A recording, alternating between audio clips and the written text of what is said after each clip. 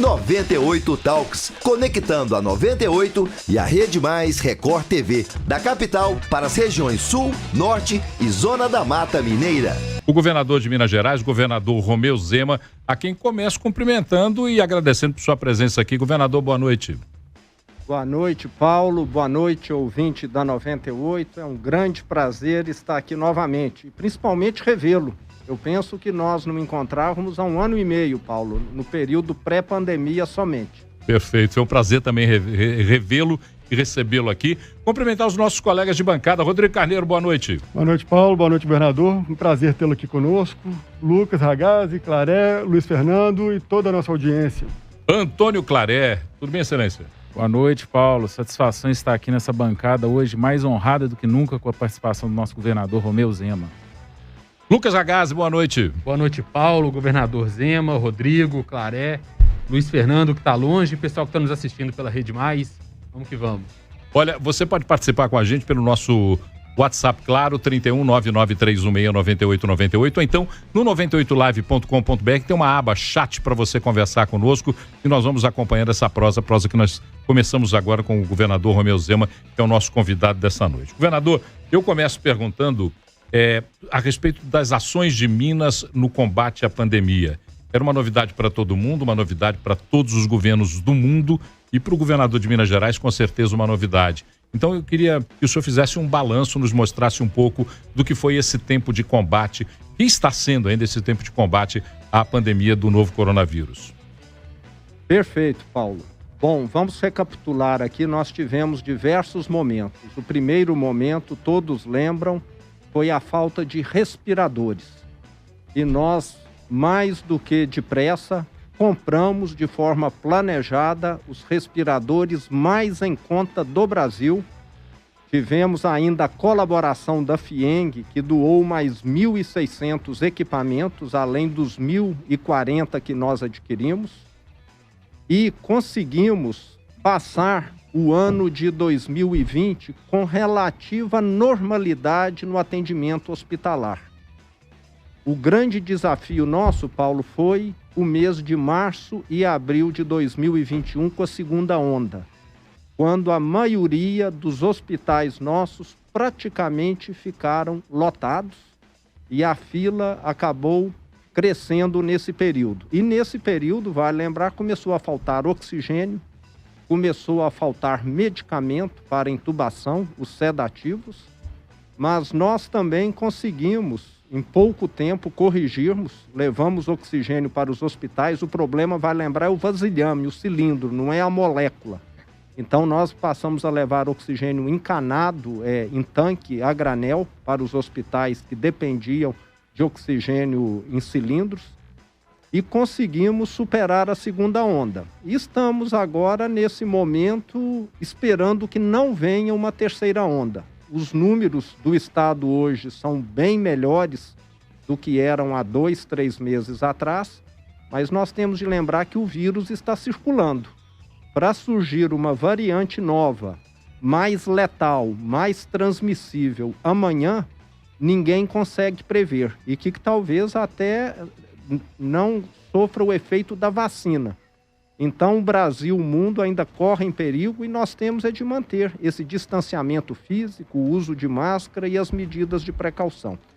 E eu saliento que Minas foi bem acima da média Brasil. Nós temos a menor taxa de óbito dentre todos os estados da região sudeste e da região sul, o que demonstra que, apesar das dificuldades financeiras que o estado enfrenta, nós conseguimos conduzir essa questão da pandemia de forma bem superior à que a média Brasil conduziu. E agora temos um novo desafio, que é a vacinação.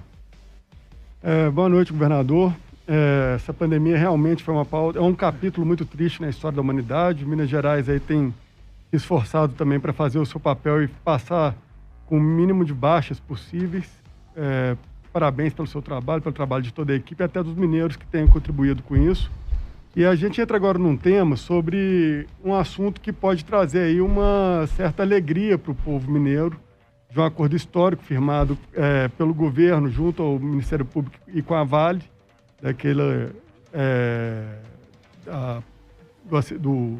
incidente lá em Brumadinho.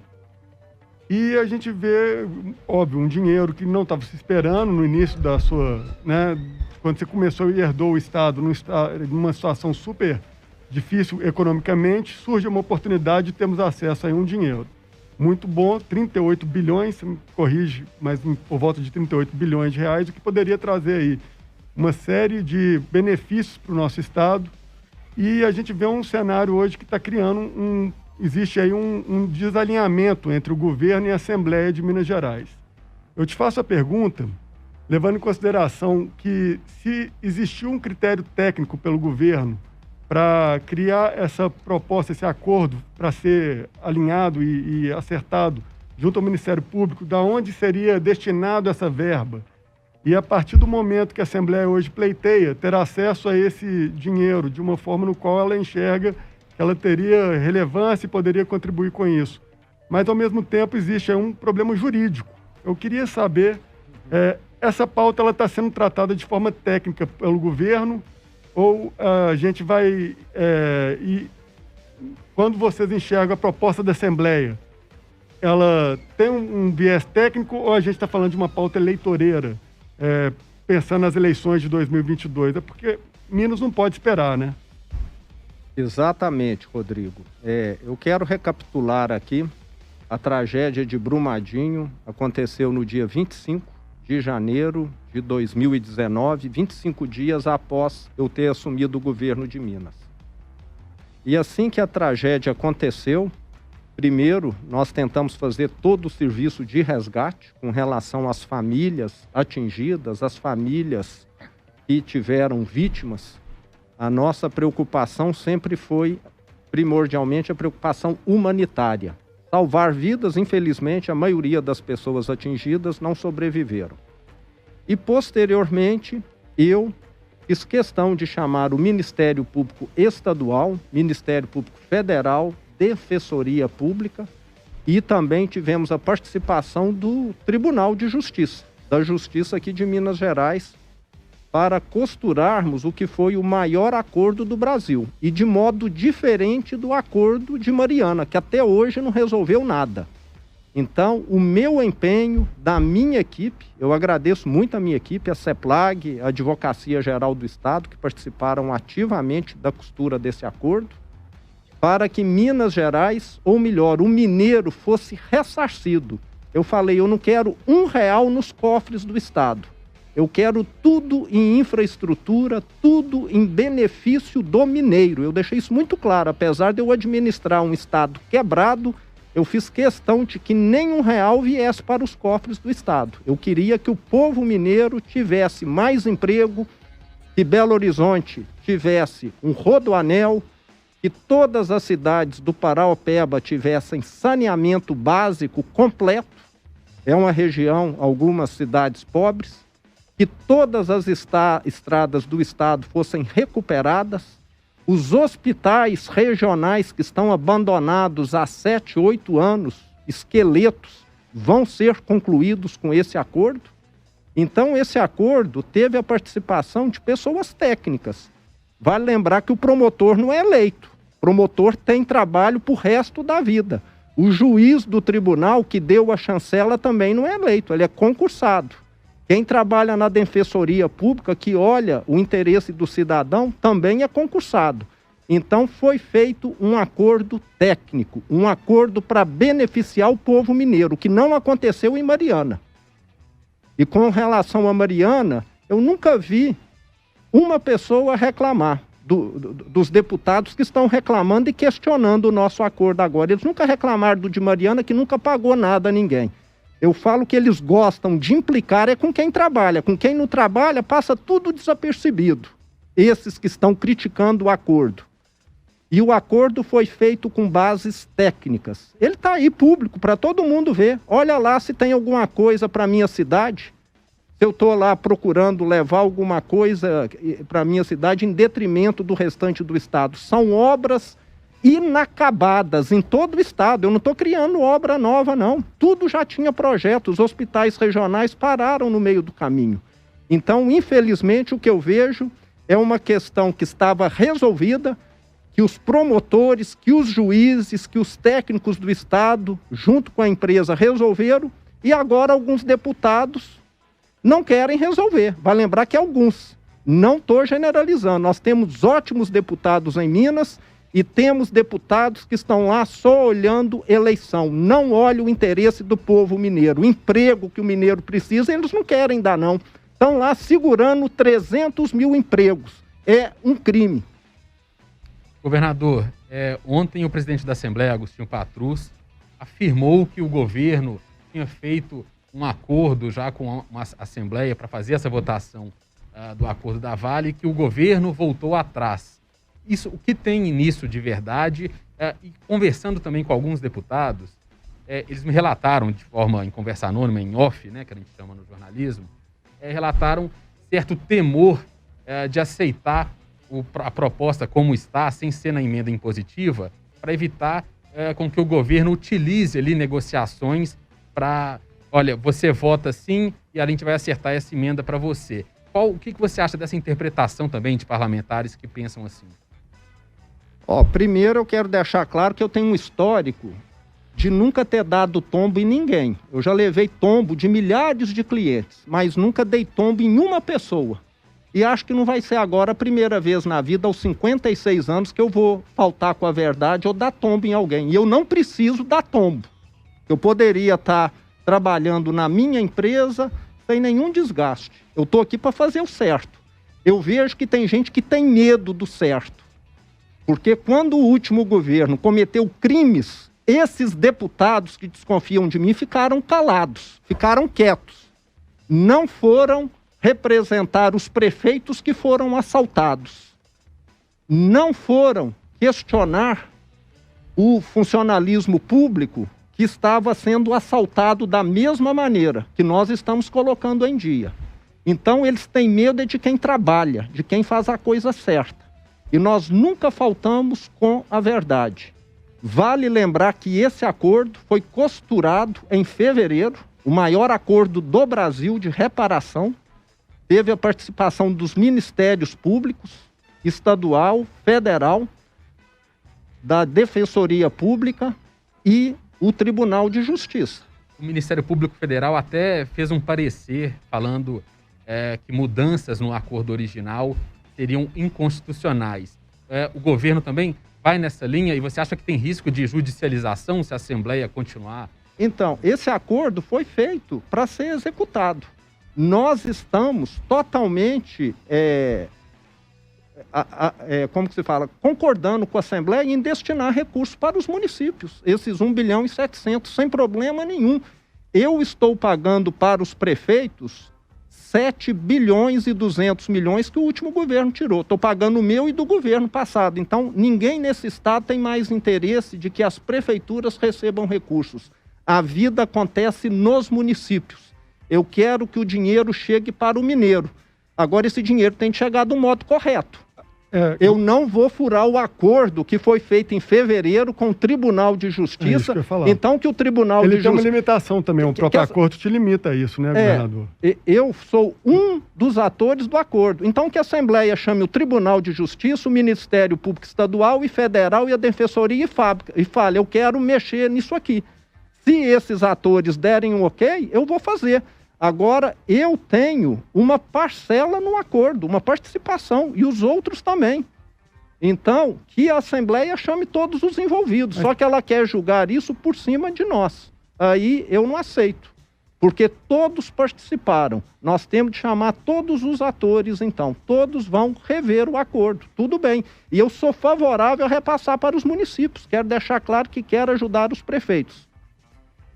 Muito bem. Governador, satisfação recebê-lo aqui. O senhor hoje certamente é o grande exemplo que nós temos no Brasil aí de político liberal, de político eficiente e transparente. Dentro disso, queria comentar um pouquinho sobre esse projeto do Charter School, que muito me interessa, eu como liberal, que é nada mais do que chamar para a prestação de serviço público privado, né? Acredito que a gente precisa disso cada vez mais no Brasil, é só assim que a gente vai conseguir prestar serviço de qualidade para todo mundo, especialmente para quem mais precisa. E o Charter School traz exatamente isso, né? Eu acompanho que o senhor já está com um projeto piloto, né, sobre esse movimento, que nada mais é do que passar o serviço de escola, né, especialmente nos princípios, no início fundamental, para o privado, né, para que então essa escola não fique limitada dentro do direito público. A gente sabe que o direito público trava muito a prestação de serviço, seja numa melhoria, seja numa valorização dos bons funcionários. Então, acompanho que o senhor está com esses 3 projetos pilotos. Queria que o senhor falasse um pouquinho sobre essa iniciativa do Charter School, né, de onde veio essa ideia, a quantas vai nesse momento, porque penso eu que é o futuro da educação no Brasil. Bom, Claré, eu quero lembrar que esse projeto já é realidade em vários países do mundo. Ele não substitui a educação pública, ele complementa. O que ele faz, que é muito positivo, é que você passa a ter mais um modelo para poder comparar. Então, nada faz o ser humano desenvolver mais do que quando ele é comparado, do que quando ele está sendo analisado. E nós sabemos hoje que no Brasil as escolas particulares têm um desempenho muito superior às públicas. O índice IDEB que nós acompanhamos demonstram isso claramente. Então, os estudantes da escola pública acabam ficando em desvantagem. E o que nós queremos com esse modelo, que não é pago, vamos deixar bem claro, ele é gratuito, mas ele vai poder frequentar uma escola que teria uma estrutura semelhante à escola privada, as melhores escolas. Então, o que nós queremos é uma melhoria na educação. Tem de ficar claríssimo isso. Nós não estamos inventando a roda, isso já existe, como eu disse, e o beneficiado vai ser o estudante da escola pública, que vai ter um ensino de melhor qualidade. E foi um esclarecimento muito importante, governador. As pessoas às vezes associam a concessão ou a privatização de um serviço, como alguns dizem, né, a pagar, a ter uma tarifa. E não é. Na verdade, continua sendo pago pelo Estado, mas com a qualidade superior, nesse caso aí, do ensino. Luiz Fernando. Governador, boa noite. Luiz Fernando aqui. Prazer receber o senhor aqui no Talks também. Eu quero fazer uma pergunta que tem a ver até com um pouco com o assunto anterior que o senhor estava tratando, uma parte da fala do tema anterior. A Assembleia está instalando uma CPI para investigar uma série de questões relativas à CEMIG, à gestão da CEMIG. Nós contamos essa história aqui, acompanhamos isso nas semanas anteriores, mas aí sempre surge uma dúvida, que nós falamos sobre ela também aqui. Uma investigação desse tipo agora, numa véspera de ano eleitoral, ela seria mais útil aos seus adversários políticos como uma forma de constranger o governo do Estado nessa fase final do primeiro mandato, ou seria mais útil ao argumento do próprio governo do Estado de que a estatal precisa ser privatizada para evitar problemas de gestão como esses que estão sendo investigados? Resumindo, atende melhor ao contexto eleitoral ou atende melhor a essa ideia de privatização? Bom, primeiro eu quero deixar aqui muito claro que nós somos um governo de total transparência.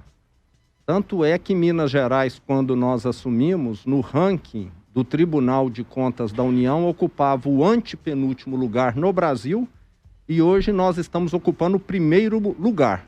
Então, meus parabéns a todos os funcionários do governo que se empenharam nessa questão de aumentar a transparência, e na CEMIG não é diferente.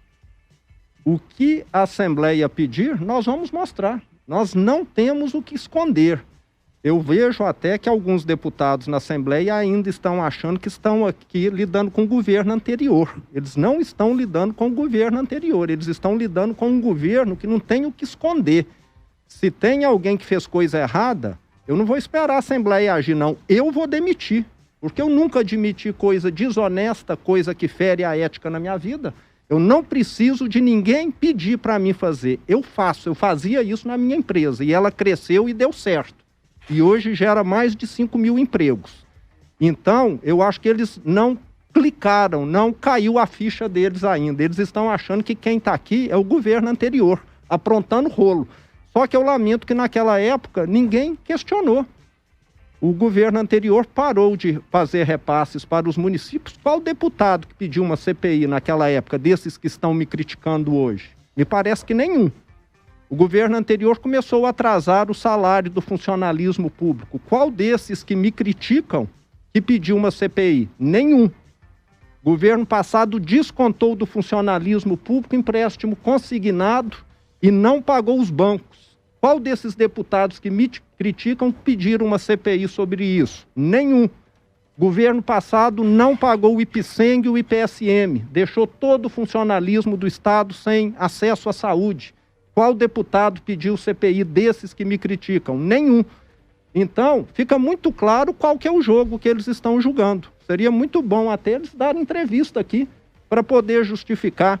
Porque Alguns a gente convida e eles não vêm, eu não entendo porquê, eu acho que falta um governo que arrasou Minas Gerais, um governo que arrasou o Estado, eles não pediram CPI não, mas um governo que está reconstruindo o Estado, todos os indicadores nossos melhoraram.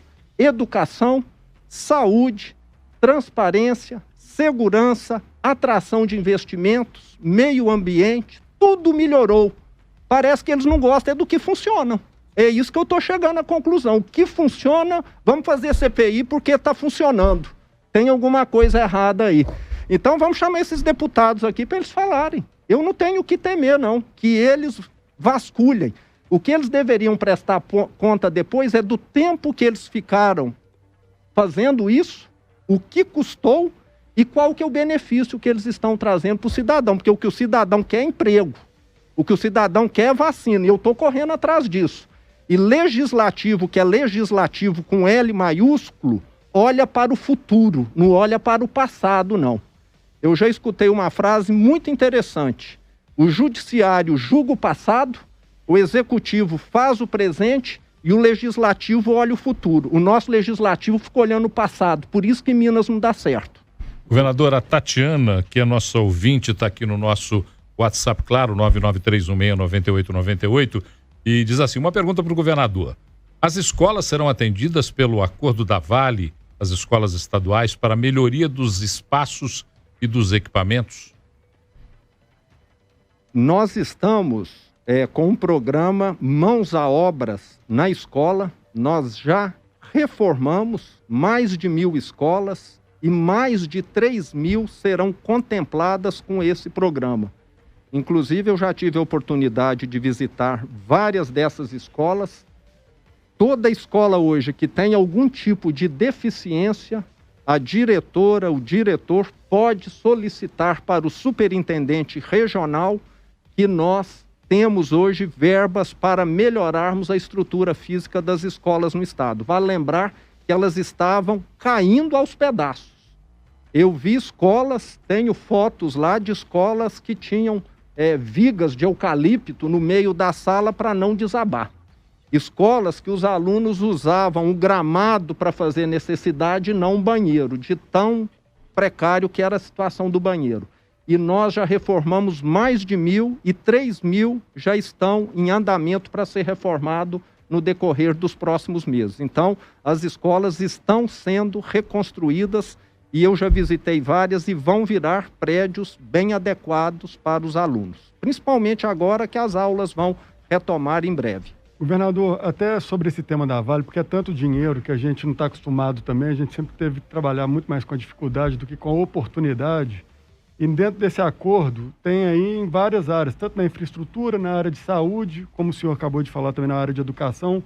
Qual o projeto você acredita que vai impactar mais a vida dos mineiros, que é mais emergencial e que teria uma relevância grande aí em médio e longo prazo? Do acordo da Vale? Do acordo da Vale. Com certeza são os hospitais regionais. Nós estamos falando de um hospital regional em Divinópolis, que está aqui próximo, hospital regional em Sete Lagoas, em Teófilo Otoni, tem o de Governador Valadares, mas ele já é da Fundação Renova, e tem mais Conselheiro Lafayette. Para nossa audiência que está Juiz nessa de Fora região, também, né? governador. Juiz de Fora também, isso. Para nossa audiência que está nos ouvindo. Esse é o grande impacto. Coincidentemente, a gente cobre todas essas regiões. Para quem está nos ouvindo, qual seria o prazo que o senhor estima que eles poderiam contar já com esse benefício colocando em consideração que esse imbróglio se resolva logo?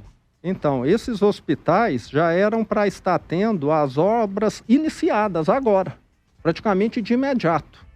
Mas com esse atraso desses deputados que estão criticando o acordo, nós não sabemos quando. Então, mais uma vez, quem está pagando o preço é o mineiro, é o povo mineiro que está desempregado, é o povo mineiro que sofreu com a pandemia. E eu faço questão de estar visitando todas as regiões para entender esses problemas. Eu até tenho sido criticado que ando viajando muito. Eu viajei a minha vida inteira, agora eu tenho que parar de viajar. Eu abri 450 lojas, fui em uma por uma para ver imóvel, sempre viajei. Agora eu não posso mais, estou sendo criticado, estou fazendo campanha, segundo aqueles que me criticam. Eles é que deveriam ir para ver o que acontece lá na ponta, andar na rua igual eu, para ver se serão xingados ou elogiados. Agora, o que eles fazem é ficar aí nos bastidores criticando quem está colocando o Estado nos trilhos de novo, o trem nos trilhos. E não fizeram nada, ficaram omissos enquanto o trem estava descarrilhando. Isso é que causa indignação. Governador, teria uma outra fonte de recurso? Desculpa, o Luiz Fernando. Só para completar essa resposta do governador, haveria, se não fosse esse dinheiro, alguma outra fonte de recurso orçamentário para fazer esses hospitais? Além, não sendo esse dinheiro da Vale, se ele não chegar, tem de onde tirar esse dinheiro para fazer as mesmas obras? Não, nós não temos. Eu quero lembrar que até hoje nós ainda estamos pagando o funcionalismo público do Estado de forma parcelada. 70% do funcionalismo recebe no 5º dia útil e uma outra parcela recebe um complemento por volta do dia 20. Eu terminei de pagar o 13º salário, tem 60 dias que eu terminei de pagar, então isso demonstra ainda a fragilidade financeira do Estado. Agora, esse acordo vai gerar uma movimentação econômica muito grande, inclusive ter reflexo na própria arrecadação, além de gerar mais de 300 mil empregos. Governador, ainda sobre esse projeto da Vale, essa tramitação na Assembleia, qual a possibilidade, existe alguma chance do governo ceder mais à Assembleia o que eles estão pedindo? E se não tiver essa chance, qual seria a alternativa que o governo pensa para conseguir avançar com esse projeto?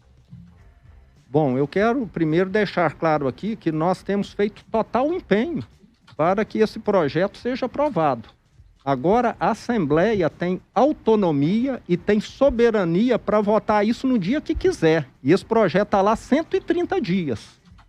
E agora que eles falaram que nós não estamos colaborando. O que eles deveriam, na minha opinião, era ter votado na primeira semana. E não precisa da colaboração nossa, não. Eles não instalaram CPI sem consultar a gente, sem nada. Vota o projeto lá, sem consultar a gente, sem nada.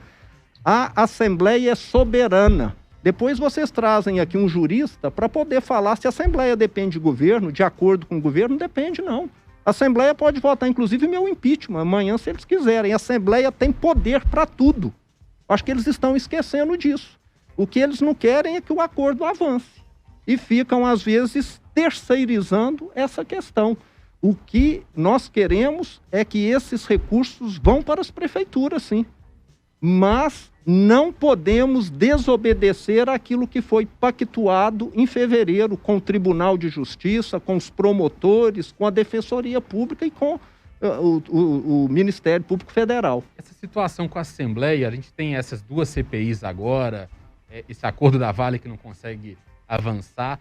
Existe alguma chance assim? Como que dá para fazer uma pacificação com a Assembleia, com o Legislativo? Parece que os deputados também não ficam de acordo com as questões do governo. O que dá para fazer para melhorar essa relação?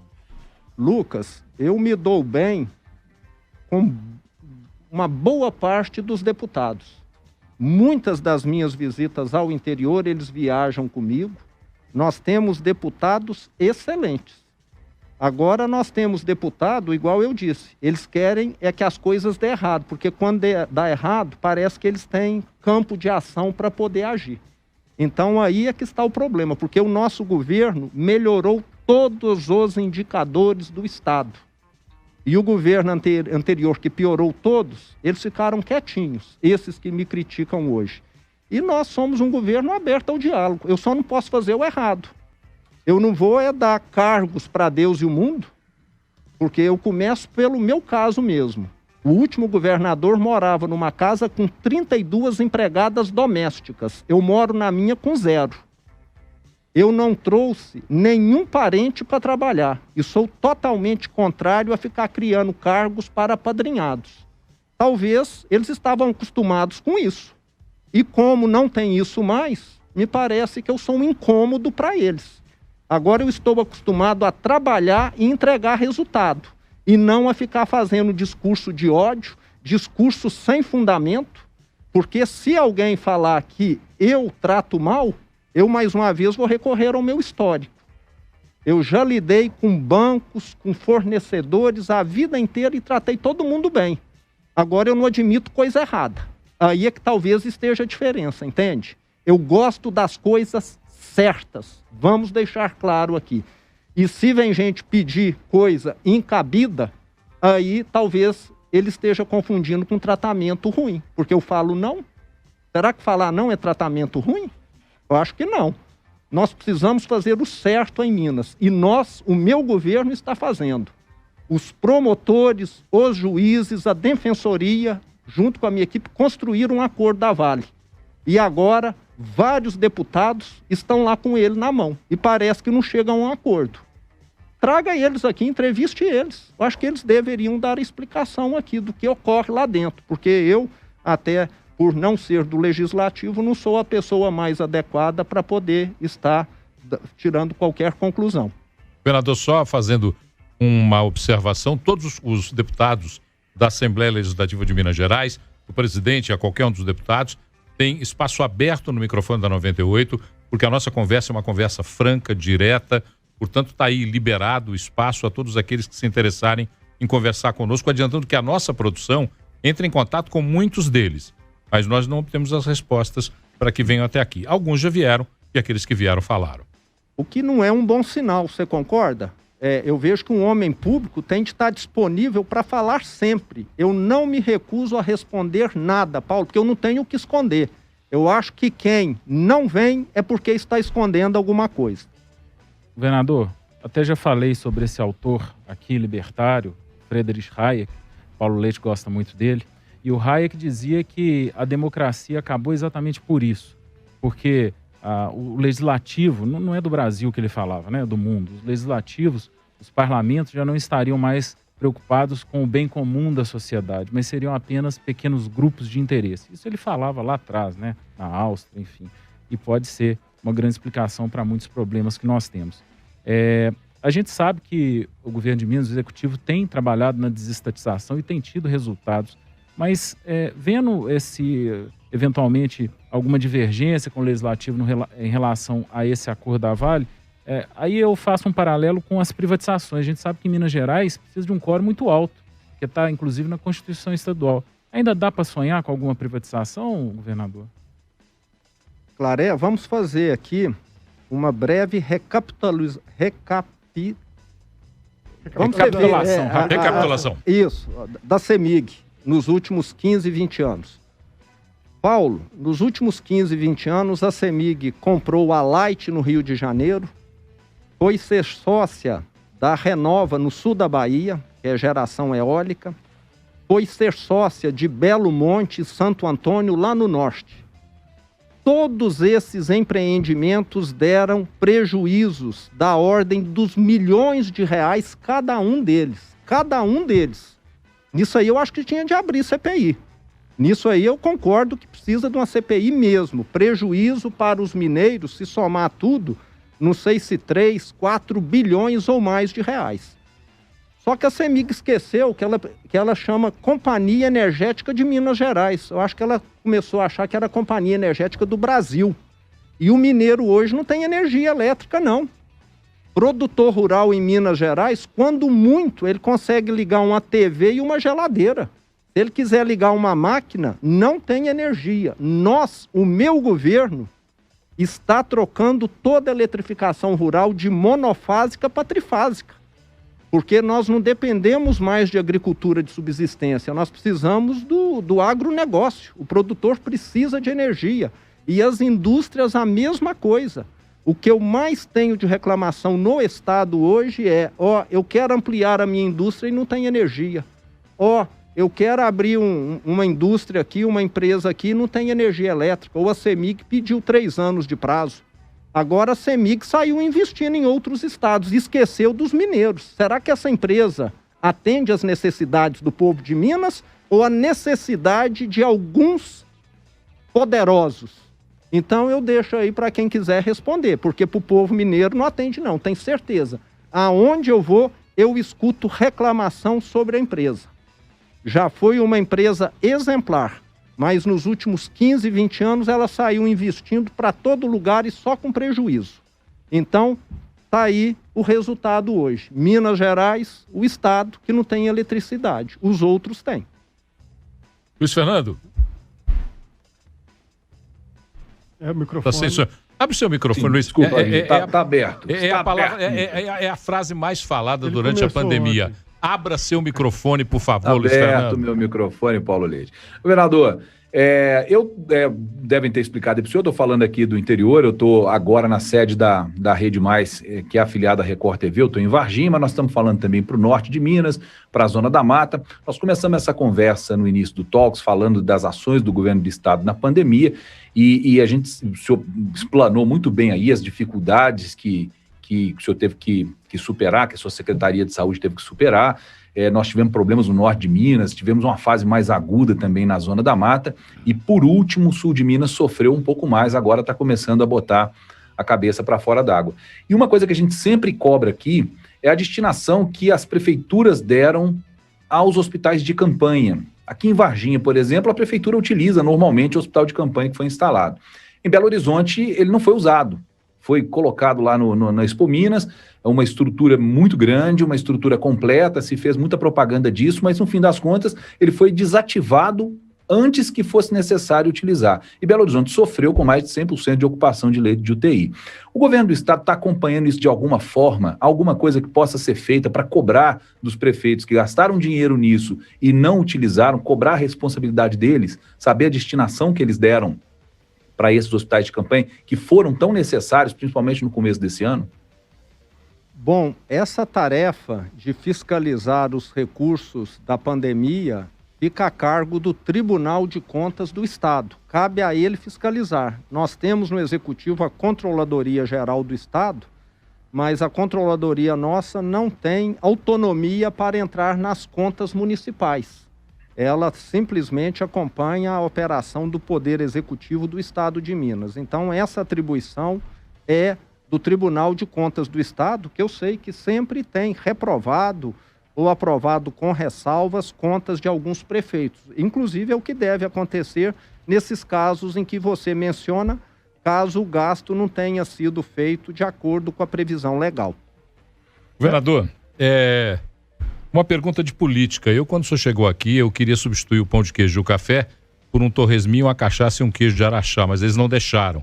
Então vamos falar de política, né? Tá certo. Porque o bom caminho para falar de política é quando a gente tem a tranquilidade. Quem induz a pergunta política é um ouvinte nosso, o Alfredo, que coloca a seguinte pergunta para o governador.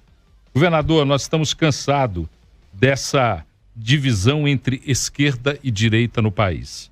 Nós queremos saber o que é que o senhor e o seu partido pensam a respeito dessa divisão que o Brasil está vivendo. Alfredo? Alfredo.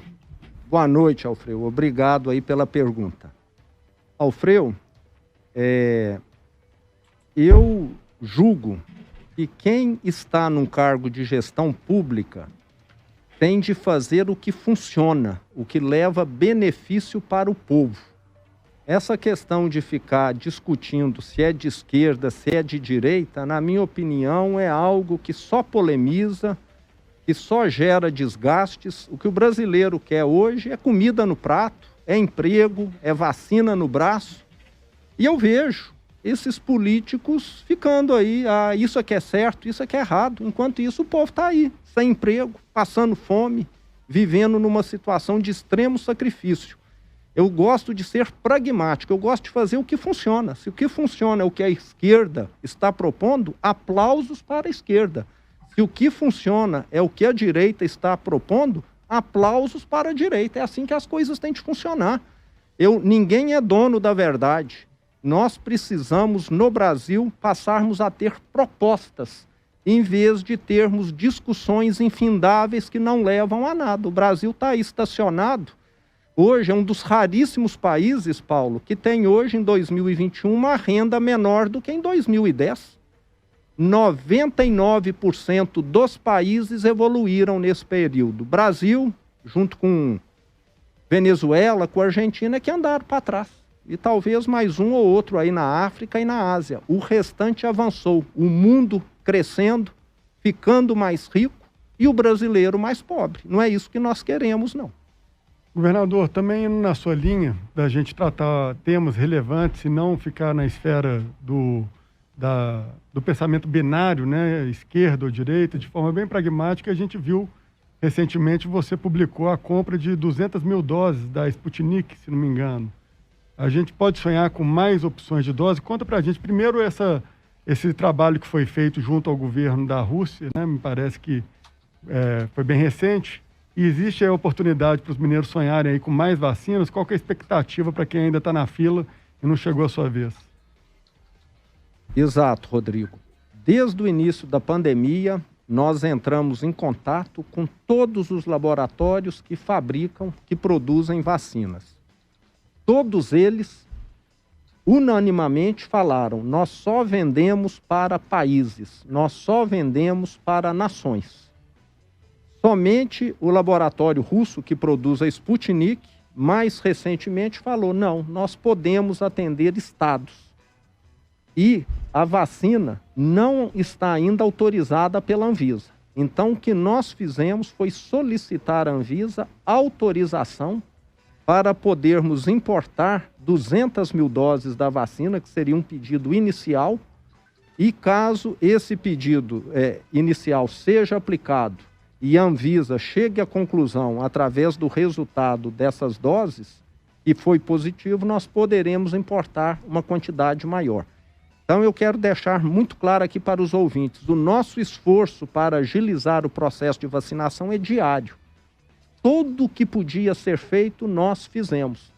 Tanto é que no Brasil você não vê um prefeito falando: eu consegui comprar vacina. Uma empresa falando: eu consegui comprar. Porque os laboratórios só vendem para países. Dentro do calendário que o senhor falou há um tempo atrás, a gente vai conseguir cumprir ele? É setembro, me parece, a população adulta? Vamos conseguir cumprir. Está previsto até outubro, pelo que eu me recordo. Perdão, exato. Outubro. E esse calendário está de acordo com a previsão de entregas de vacina do Ministério da Saúde. Se o Ministério da Saúde cumprir o que ele programou, nós vamos vacinar todos os mineiros até o mês de outubro, se Deus quiser. Então, até agora, nesse mês de junho, aquilo que foi programado foi executado, foi atendido. Espero que continue agora em julho, agosto, setembro e outubro. Aí sim, em 4 meses, nós vamos ter todos os mineiros vacinados. Governador, Só uma lembrança, nós estamos na reta final, então, ping-pong agora com o governador, para a gente aproveitar a presença do governador no estúdio. Joia, rapidão. Governador, desde 2016, quando teve o impeachment da Dilma, se fala muito no cargo do vice, né? Tem que ser uma pessoa de confiança, tudo. Como é que está a relação, a situação hoje com o vice-governador Paulo Brandt? Paulo Brandt deixou o Partido Novo no ano passado, se fala que ele pode ser candidato a algum cargo no ano que vem. Como é que andam essas conversas? O que a gente deve esperar do futuro do Paulo Brandt aí para o ano que vem? Bom, eu quero deixar claro que o meu relacionamento com Paulo Brandt é o melhor possível, desde que eu o conheci, ainda em 2018, na campanha, quando o convidei para compor a chapa e ser vice-governador. Ele teve algumas questões, alguns desentendimentos com o partido e achou por bem ficar sem partido, mas eu continuo extremamente próximo dele.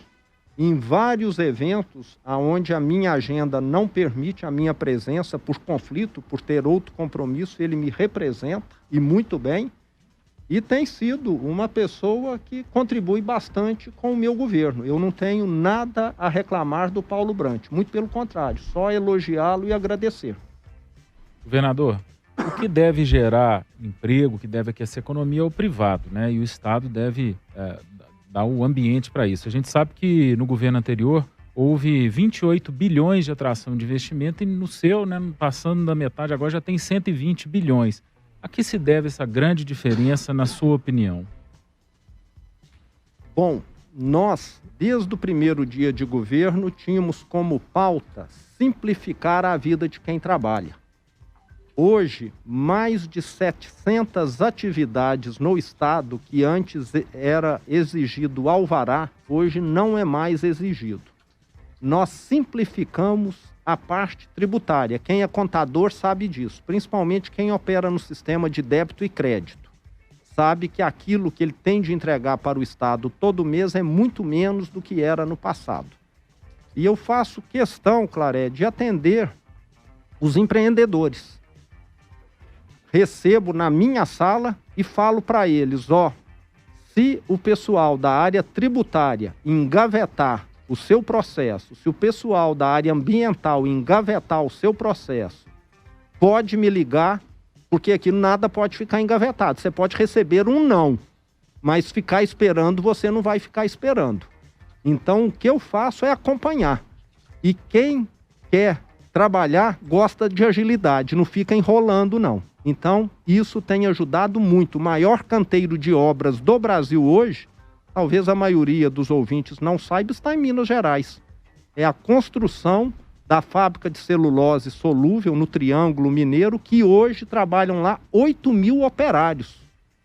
Não sei de outro canteiro de obras no Brasil que tenha 8.000 operários. Então, Minas Gerais nunca atraiu tantos investimentos como nessa nossa gestão agora. E esse número que você falou é um número que, mensalizado, daria 8 vezes o valor do governo anterior. Muito bem, governador, nós temos uma participação de um telespectador nosso aqui de Varginha, o Fábio, que ele pergunta se o senhor pensa na presidência da República futuramente como um passo adiante aí na sua carreira política, se isso é uma coisa que está no seu horizonte de alguma forma, e se o senhor se dá bem com o atual presidente da República ainda. Não sei que o senhor o apoiou, tem uma relação boa com o Jair Bolsonaro, mas se a sua relação de governo estadual para o governo federal continua boa.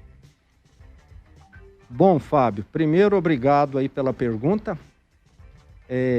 Primeiro, eu fico muito agradecido pelos convites que já me foram feitos para ser candidato a presidente, mas vejo que tarefa dada, tarefa concluída. E eu não concluí ainda a minha missão aqui em Minas Gerais. Então, o que eu quero é colocar esse estado nos trilhos novamente, o trem nos trilhos.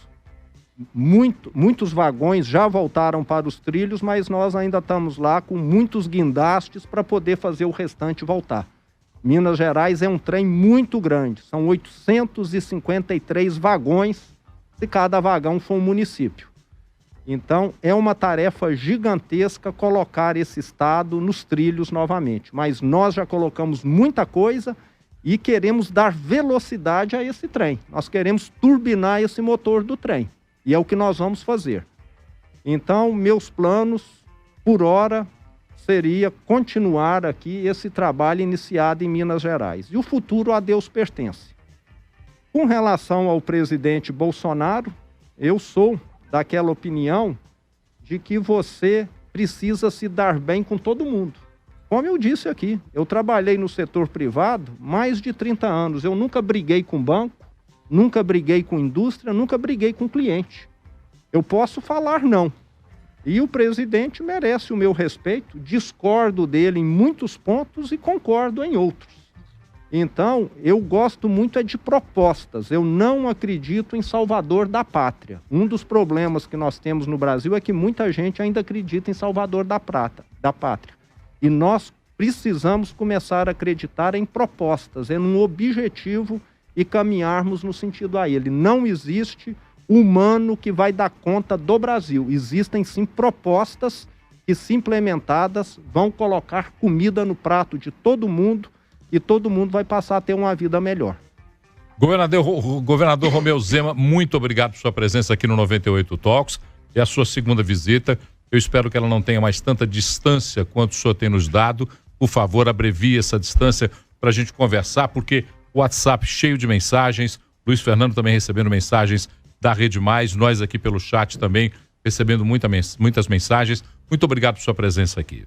Paulo, eu é que agradeço. Eu espero não ficar tanto tempo sem vir aqui, porque realmente foi antes da pandemia a última vez. Vamos estar conversando aí umas 2, 3, 4 vezes por ano, combinado? Eu estou pedindo para as suas assessoras anotarem isso que o senhor falou aqui. Isso, fica combinado. Seja sem máscara a próxima, quem sabe a gente já consegue ser mais. E até justificando, um espectador perguntou, eu estou sem máscara por conta da distância minha, que é maior do que a de todos os outros. A hora que eu levantar aqui, eu ponho máscara e ficamos resolvidos.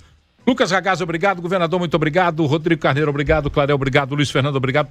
98 Talks, conectando a 98 e a Rede Mais Record TV, da capital para as regiões Sul, Norte e Zona da Mata Mineira.